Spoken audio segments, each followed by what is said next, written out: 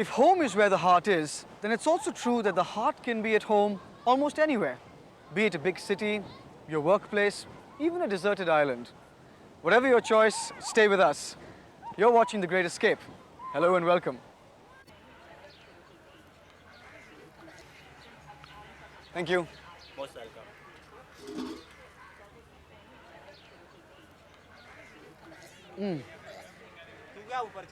Bhel Puri, Bombay, Bollywood. 3 Bs. And we haven't yet gotten to the big B. Bombay, of course. Or, to be politically correct, Mumbai. It's my port of residence. And this time it's not going to be one of those hotshot reporters who's going to show you around. It's going to be yours truly. So, let's get moving. Bum, bum, bum, bum, Bombay. You're just another Bombay. Bum, bum, bum, bum, Bombay. Tell me what you gotta say. Bum, bum, bum, bum, Bombay. You say you're gonna blow away.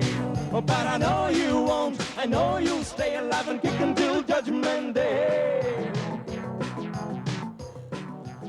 Hey, hey, If it could, Bombay is getting even more street hip. This bus is like the London bus. Only it plies every evening along Marine Drive, and it's a big hit with the kids.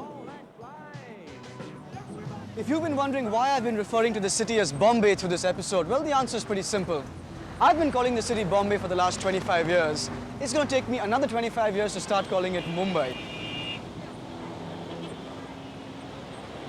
Now, before I take you around to all those places in Bombay I'd really like to share with you, let me give you an overview of the city. Bombay is... well, Bombay is... what the heck? When they say that the city is 1 in a million, they mean it. Where else in India would you be up in the clouds, living on the 24th floor of a building, over 300 feet above sea level, and, by the way, not even know who your next door neighbor is? The story about Bombay goes like this. Originally, it was a mass of 7 islands, inhabited by coolies or fisher folk. These islands were then given as dowry to England's Charles III when he married Catherine Braganza in 1665. Later, the British leased it to the East India Company for the princely fee of £10 sterling in gold per year.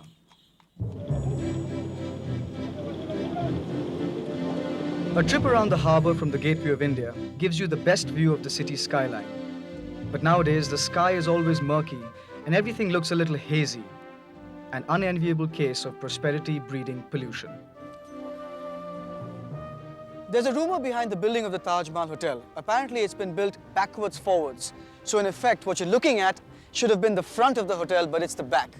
The architect who built the hotel was so distressed that he just committed suicide by jumping into the bay. Well, so the rumor goes.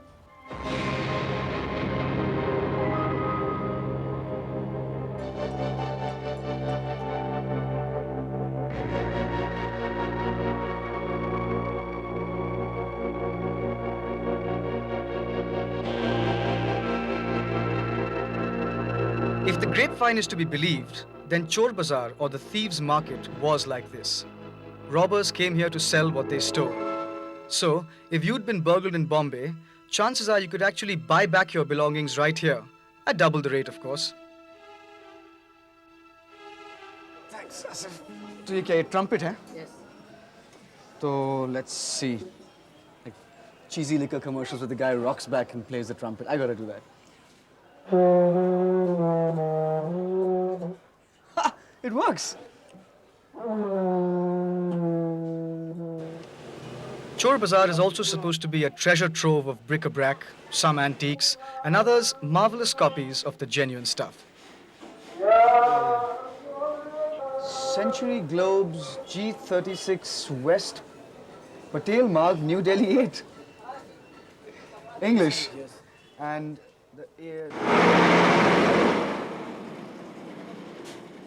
if you want to know what a true Bombaya does when he wants to unwind, then you must visit what is arguably Bombay's oldest and most popular institution, the Irani Restaurant. Run by octogenarian Iranis, these places are ideal hangout joints if you want to have a chat, a leisurely chai, a quick snack, or even a full, well-cooked Irani meal. How long have you been in charge of the restaurant? Myself, I've been here since 82.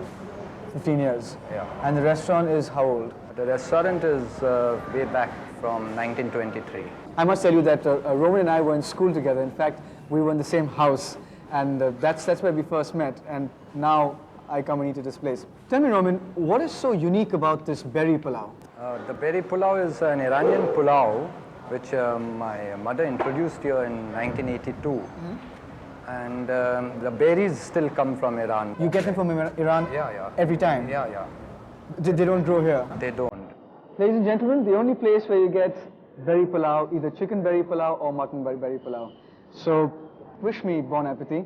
Roman, treat this like your own restaurant, while I do too. Yeah? Thanks. Yeah, enjoy your meal. You're off? Yeah. Okay. I'll see you soon. Bye.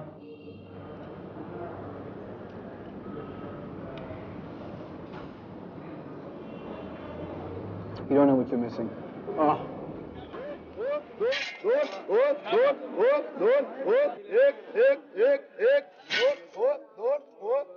You might have been living in this city twice as long as I have, and yet not even been aware of Gali, a flower market that bursts into life in the wee hours of the morning. Flowers come here from nearby farms and as far away as Bangalore and Ooty every day by plane and train. These flowers find their way to innumerable temples. People don't just buy a garland or two, they buy flowers by the kilo. There's a curious fact about these flowers. You can see them, but you can't touch them. This is interesting. I'm at Gali here, and the flowers are sold only for temple use. If you touch any of these flowers before buying them, you have to buy them because otherwise they're desecrated.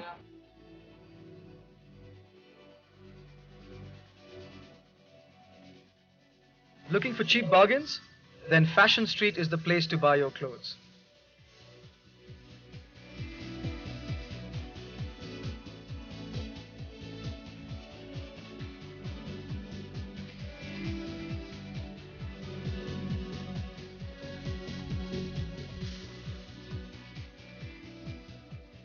You'll find fake designer wear and export rejects of the latest fashions.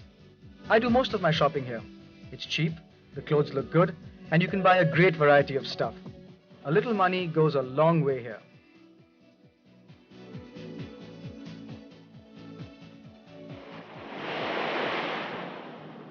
Bombay is India's money-making capital. People come here to make a new life with a bag full of dreams. Expanding numbers make for a tight squeeze. So, it isn't uncommon for you to recognize somebody or the other at a traffic signal. A film star, an industrialist, a model, a sports person. You see them all, moving either with or against the current of Bombay's traffic. And here, it doesn't matter what car you drive. At peak hours, you can be boxed into your vehicle for ages. Whoa, whoa. God bless you, please, Mrs. Robinson. But come the night, and all fetters break loose. Like any truly global city, Bombay's nightlife is vibrant, if not manic.